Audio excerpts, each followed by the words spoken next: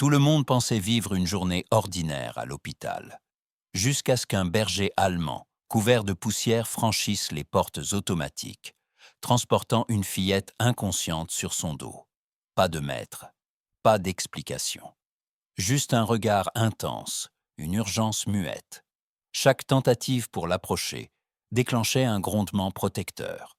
Mais ce n'était pas de la peur. C'était une mission. Ce chien n'était pas venu par hasard. Et ce qu'il allait révéler allait bouleverser tout le personnel médical, jusqu'à la police, car la vérité qu'il portait était terrifiante. Restez avec nous, car cette histoire incroyable vous laissera sans voix. Avant de commencer, n'oubliez pas de liker et de vous abonner. Et surtout, je suis curieux. D'où nous regardez-vous? Indiquez votre pays dans les commentaires. J'adore voir jusqu'où voyagent nos histoires. Les portes vitrées de l'hôpital glissèrent silencieusement sur le côté, mais personne ne les regarda. Pas tout de suite. Une seconde s'écoula, peut-être deux, avant qu'un souffle collectif ne s'interrompe. Le hall s'immobilisa. Les conversations s'éteignirent. Le cliquetis d'un plateau chuta au sol. Tous les regards se tournèrent vers cette silhouette qui venait d'entrer. Un immense berger allemand, au pelage poussiéreux, le flanc tremblant, marchait lentement au milieu du hall. Sur son dos, en équilibre précaire, reposait une petite fille, inerte. Sa robe était déchirée, ses bras pendaient sans force, et son visage était maculé de sang séché. Seule la lenteur régulière de sa respiration trahissait qu'elle était encore en vie. Le chien boitait, chaque pas semblait douloureux.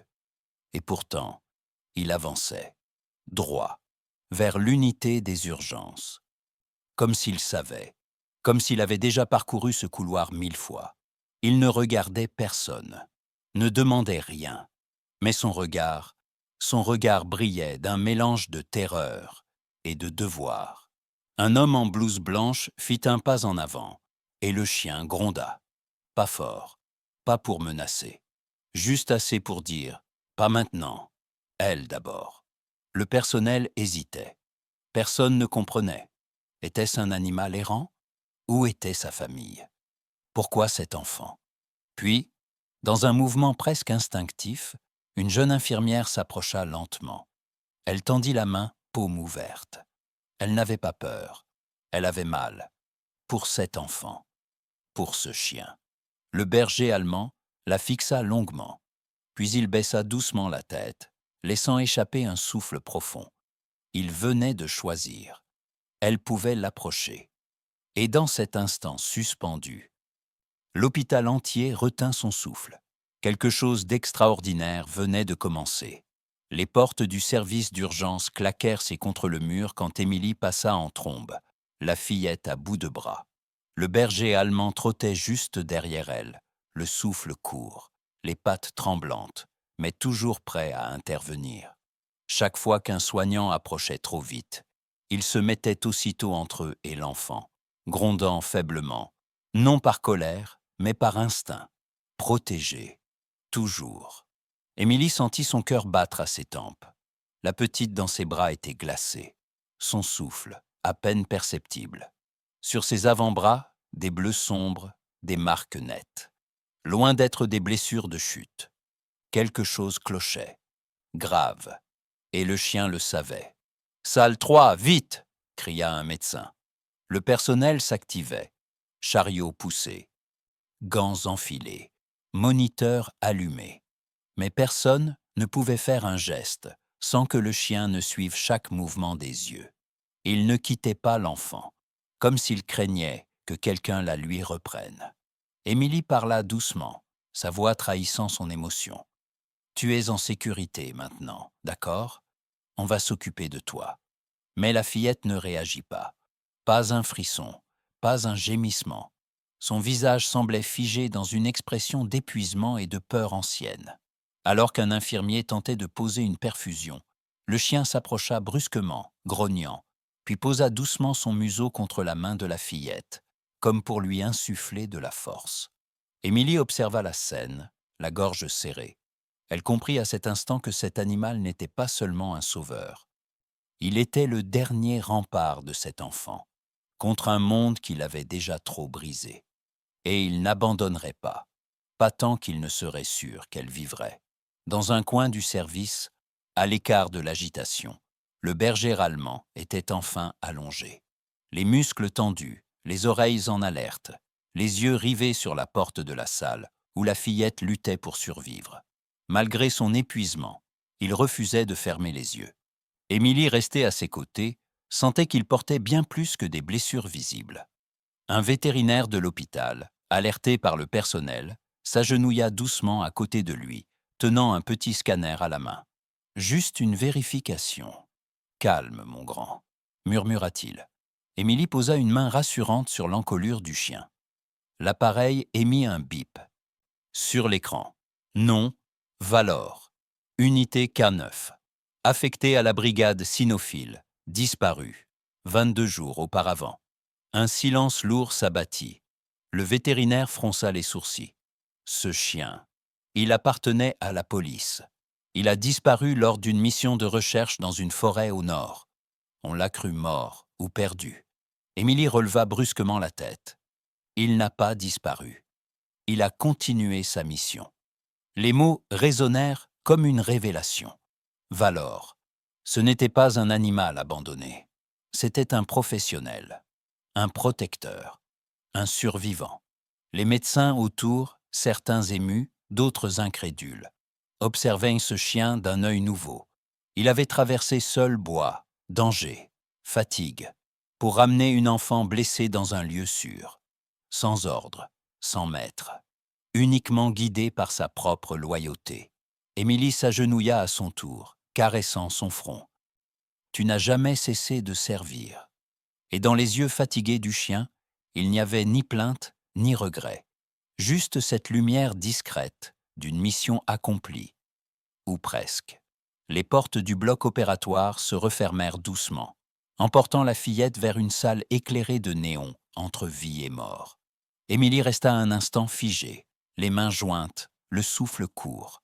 À ses pieds, Valor, pourtant vidé de force, remua soudainement. Ses oreilles se redressèrent. Un grondement sourd monta de sa poitrine. Puis, un gémissement. Un aboiement bref, chargé d'alerte.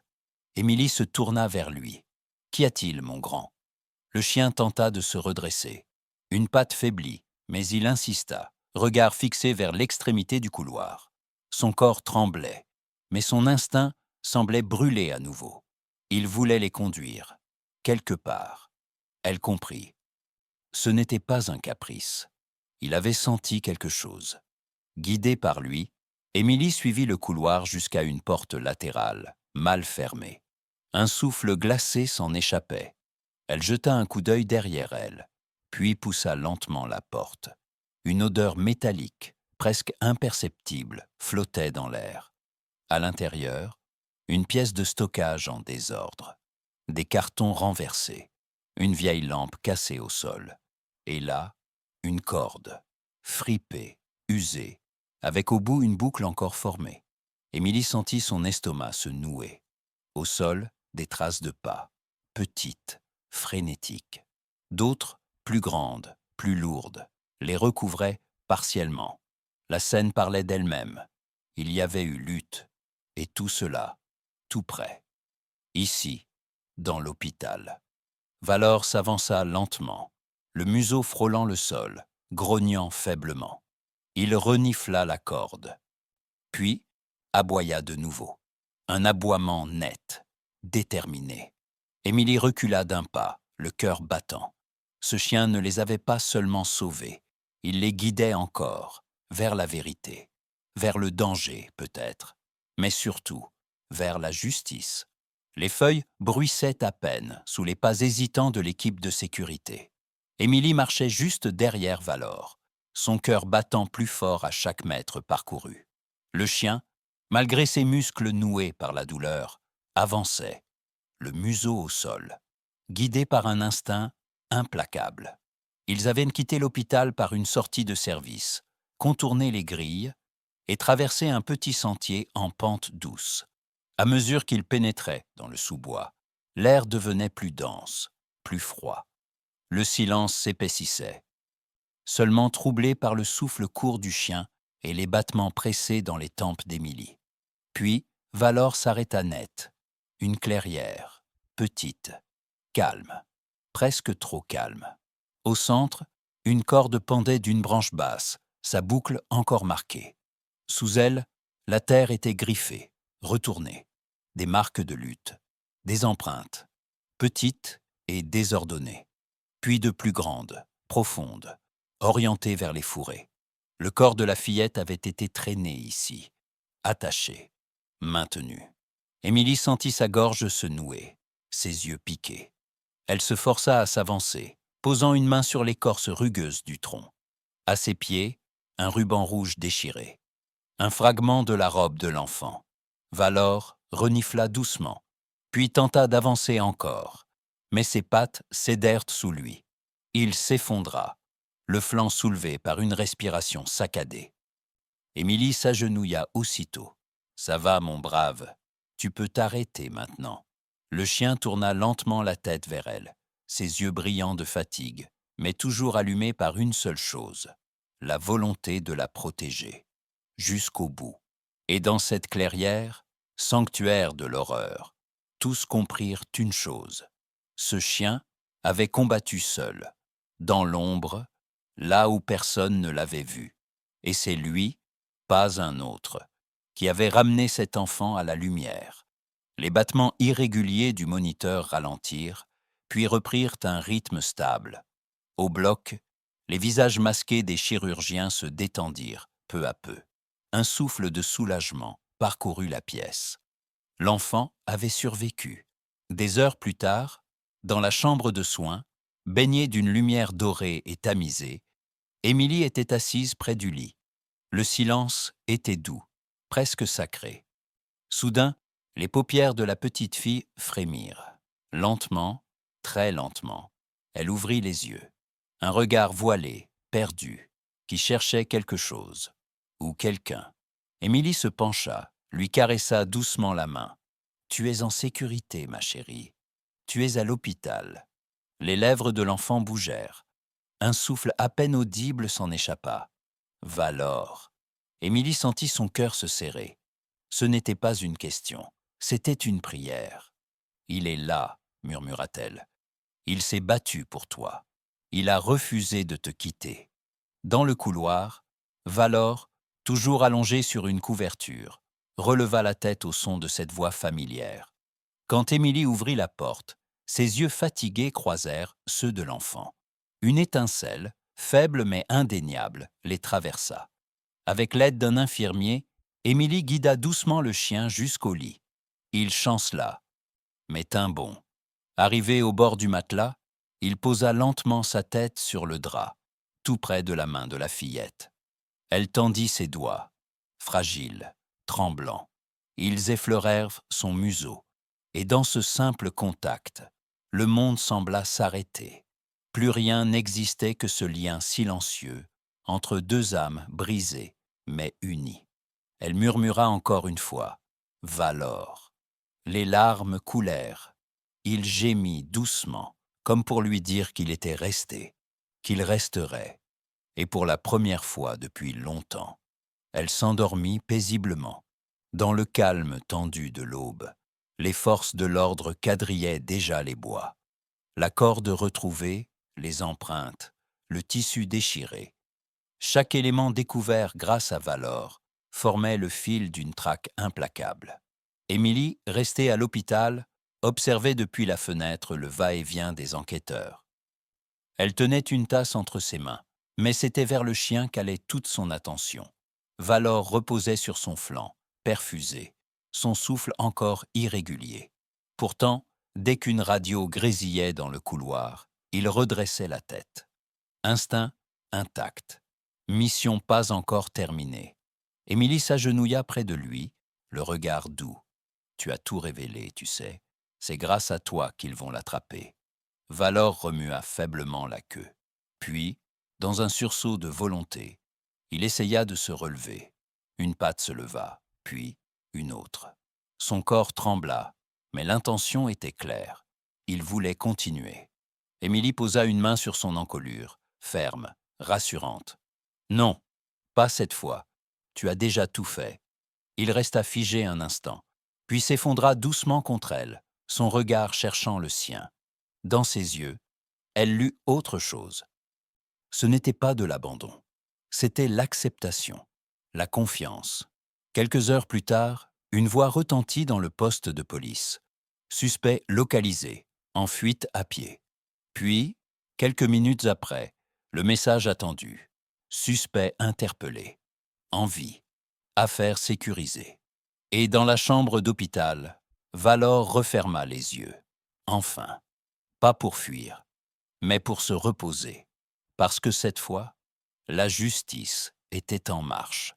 Le soleil perçait doucement à travers les rideaux blancs, baignant la chambre d'une lumière dorée et tranquille.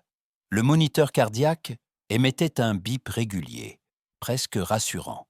Sur le lit, la fillette dormait profondément, sa petite main enfouie dans le pelage chaud de Valor, qui reposait à ses côtés, les yeux mi-clos. Plus rien ne semblait menacer ce moment suspendu. Les bruits de l'hôpital, toujours présents, paraissaient lointains. Ici, tout n'était que silence, lenteur, réconfort.